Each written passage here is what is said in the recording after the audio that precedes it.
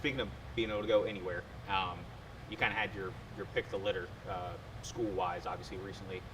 Commit to Utah. What was it about the Utes and their program that they offered that made you want to say I'm going there? Yeah, you know, it's a special place. I decommitted from UCF and kind of opened my options, and Utah reached out, and they're number 14 in the program.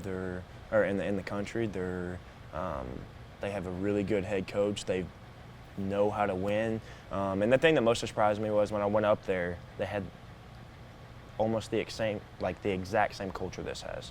So it was like I kind of felt at home. It was like the fans they played K-State, and I went to the K-State game, and the fans they didn't give up. I watched the players not giving up, and I feel like that's something that I want to.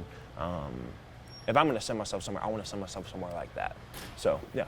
And obviously, I'd be remiss not to ask. There's a school an hour and a half up the road here. Were they ever in the running, and what was kind of that process like for you?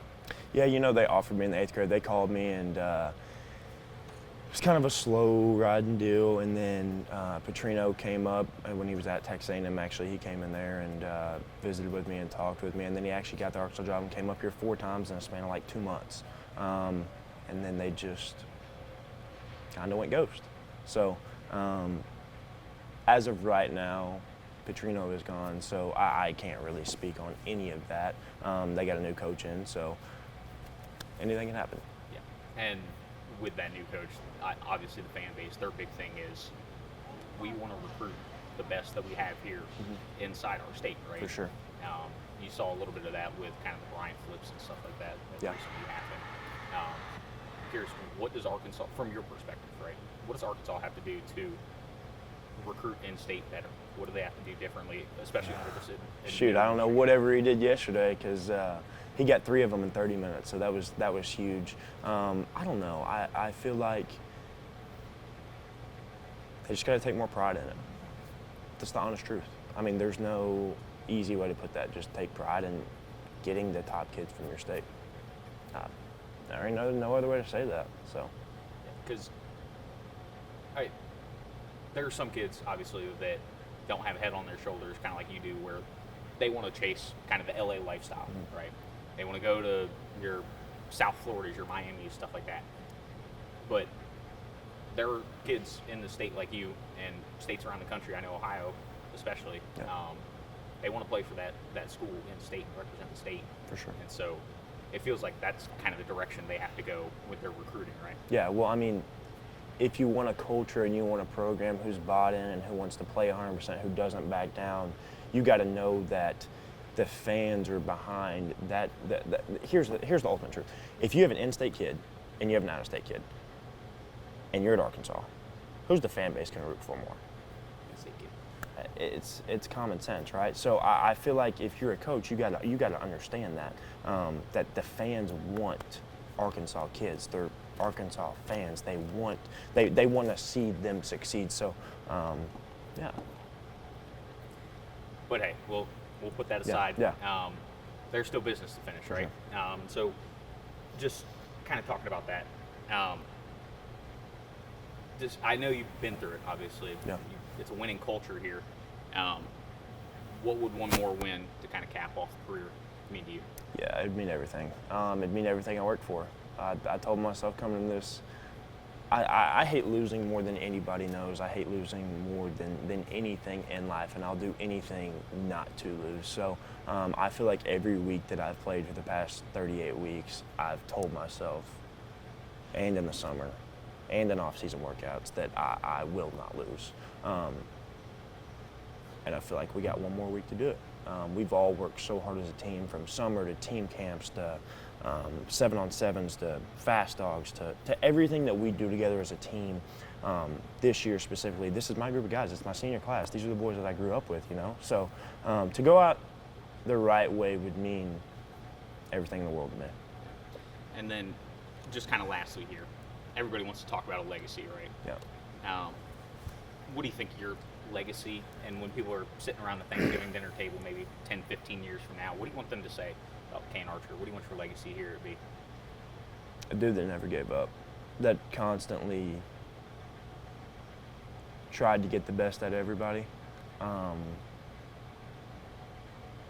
Somebody that had it, just didn't care. You talked about the Shiloh game a little bit ago. I shouldn't have played that game. I could have messed my knee up horribly. But I take pride in that. I take pride in little stuff like that. Like, I don't want to lose, of course. I don't want to let the guys down. Like, I feel like that is way far more important than any stat or anything you'll ever see online, is who you are as a person and what do you do when things get tough. Not when things are pretty. What do you do when things get tough? So that's how I want to be remembered. It's always easy to kind of take a victory lap when you're on top, right? For sure. It's always climbing out of it, keeping the grind going. I feel like we showed that last year. Last year wasn't the hardest year at all. I think everybody knows that was one of the best Greenwood teams we've ever had.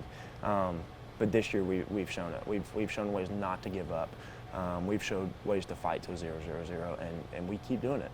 And we're 12-0, and we got one more. So. Take me back to the very beginning. Where did you kind of start to fall in love with football? Yeah, I think at a young age, 3rd grade, I started playing pit bulls, and I actually didn't start playing quarterback. I started playing DN, and I figured out real quick that I was pretty good at the game, and I fell in love with it quick. I traveled all across the country since I've been 9, 10 years old, so I've had a passion for it at a young age for sure. I find that a little ironic. You start out as a DN, now you hate DNs, down and stuff like that. That's pretty funny. Yeah. What's kind of kept that love for the game going? Yeah, just I think it's the reward of winning. The losses suck, and I hate that more than anything in my life. But the feeling of winning and accomplishing what you want to accomplish, I feel like that's what you play the game for. Tell me a little bit about the quarterbacks that you're watching now. You're trying to emulate your game after. Because for me, my favorite guys, I was a Colts fan growing up, so Peyton Manning was always kind of the easy one for me. Who are some of the guys that you're watching? Yeah, I watch Patrick Mahomes, Josh Allen, some of those guys that are more mobile.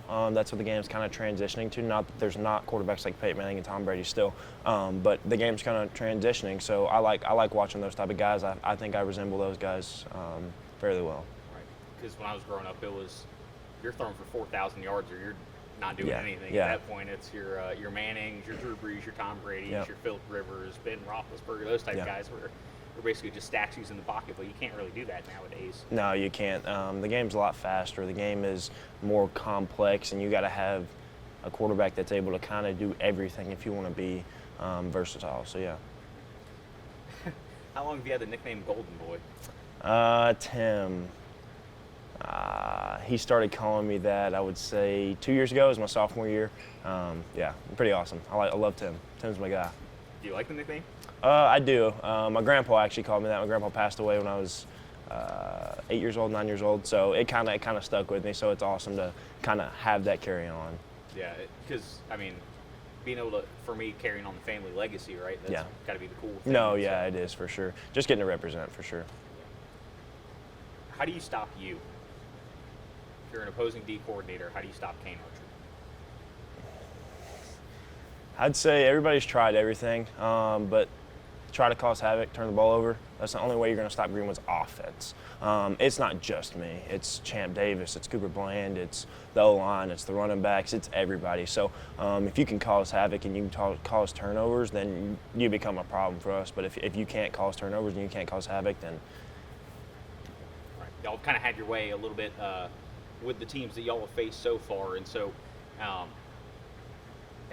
it starts with you, right, under center. Do you think you're more dangerous with your arm or your legs? I would say that's definitely a conversation to have. There's some points in the game where I feel like, I don't know, in the second half against Benton the other night, I ran it, I think I had 18 carries the other night, and I threw it 27 times. So it's not equal, but it's pretty close. Obviously, I pass the ball way more than I run the ball, but I feel like when I run the ball, I feel like that brings them down, so then we're able to pass the ball a little bit more. So I don't know. I feel like I like running. Probably more than I should as a quarterback, because Coach Young doesn't like me taking hits, but I'll just slide and get down. So right, because I remember we try and pick a game of the week each time, and so we try and make like the competitive balance sort of our focal point, and so y'all were kind of lopsided in a lot of those games, and so the only game I got to see in person was the Shiloh game, where you're a little bit hobbled, and so how'd you tough through that? Because it would have been easy to say, all right, we're going to play the long game here. Maybe sit you out or anything like that. What was that game like for you? Yeah, I knew it was the last was the second to last play against Harbor that I messed my knee up, and I couldn't walk when I got back home off the bus, and I was like, man, this is going to be a long 2 weeks. So I kind of just stuck it out and did some rehab and pushed through it, and I knew I had to be there for the guys. I didn't want to not play. It's the biggest game of the year. It's week 4 at Shiloh Christian, a state championship rematch. Like, I needed to be there. So I kind of just told myself, like, no matter what, I got to do it. I don't care how bad I'm hurting. Like, they need me. So I just toughed it out, and I tried to be there for the guys. Because, I mean, you run to the sideline a couple times, run out of bounds, and you're basically like peg-legging it back to the huddle and stuff like that. Yeah. I'm sure Coach Young was like, was he having you go, a heart attack? He was having a heart attack. Yes, he was. That's what I figured, because it was trying to keep you healthy. Obviously. Yeah, 100%. His kind of philosophy is, we don't need to run till semis and state week. Like, there's no need to get me hurt. That's where I come to play. Like, he don't like me running as much, but I tell him, like, hey, I'll just slide. So, yeah. While we're talking about kind of this balance of running versus throwing, what's more fun to you, running zigzags and circles around the defense or having a long bomb? I like getting the other guys involved. I'd say a long bomb, just seeing them take it to the house. Like Cooper Bland, he took a slant route 86 yards against Van Buren. I was like, man, go do your thing. So I, of course, like making the plays and all that, but I'll make the plays when nothing else is there. If something else is there, then I'll take that. Do you have a favorite play from this season so far that kind of sticks out to you? I'd say the north side play. My north side, the run that I had, that was pretty sweet. I also had one against Lake Hamilton where I cut it back across field and I stiff armed the dude and he went straight into the ground. It was awesome. So I got a couple. The north side one was probably my favorite though. I'm an Ohio State grad, so I'm a little bit partial to a good stiff arm. Quinshon Judkins putting the Notre Dame defender in the turf last year was pretty fun to watch. Are those two favorite of the career, or? No, the favorite of the career is definitely north side, the Hail Mary. I don't know if you remember that. We were down 18 with 2 minutes left. Came back and won the game on a Hail Mary. That was definitely the best. That was the best high school experience in a game that I've ever had, for sure. I was just trying to throw you a lob there. No, the answer. Yeah. For sure. But obviously, did you kind of take a moment when they flashed it on the scoreboard, kind of saying, hey, you're the first 10,000 yards, 2,500 on the ground, set this passing record? Did you take a moment to see that? Did you see that at all? Yeah, I did. I took a moment to take it in. It was my last time playing at the field, and the community and the town has been there every step of the way, and I couldn't have done it without everybody that's poured into me and supported me over the years. Like, I don't know, I couldn't do it without anybody. And ultimately, the job's not finished yet. That really doesn't matter to me until we win a ring. So, yeah. I'm gonna throw you another lob here. Yeah. I'll lob them up to you. What's more important to you, getting kind of the personal accolades or getting the victories? Yeah, the ring, for sure. It's always been that way. When you step into Agreement High School, you know it's that way. It's more of the guys more so than me. And I feel like I have to take on that role as much as I can. Being the quarterback, and I love it. I love it. I want the ring. I don't care about anything else. I want the ring. Are you a local celebrity? Are you able to go to any of the places along Center Street and just get some food? Sometimes it gets a little too much, but I love this town and I love everything that it brings. So once again, I take on that role as being the quarterback at Greenwood, and I wouldn't change it for anything. Is there an added pressure with that title? I don't think so. I kind of think of it as like, just do what you do. You've done it 38 times.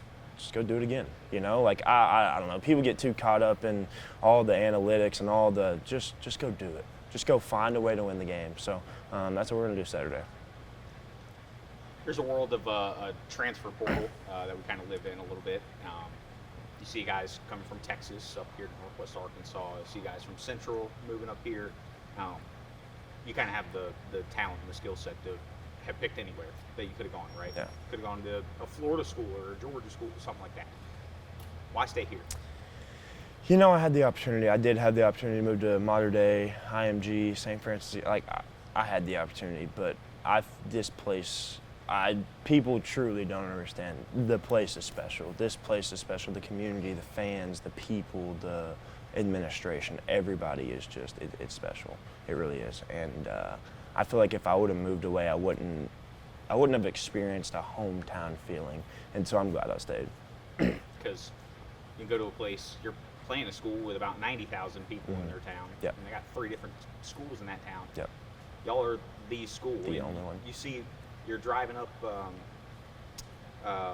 the road coming up to the school here, and you see Titletown. That's Yep. the first thing you see. And Yep. so I've got to imagine that's a cool feeling knowing Yeah. that 9,500's in your town. Yeah, you know, people know when they come to Greenwood. They know what it is. They know what we're known for, and that's special. That really is special.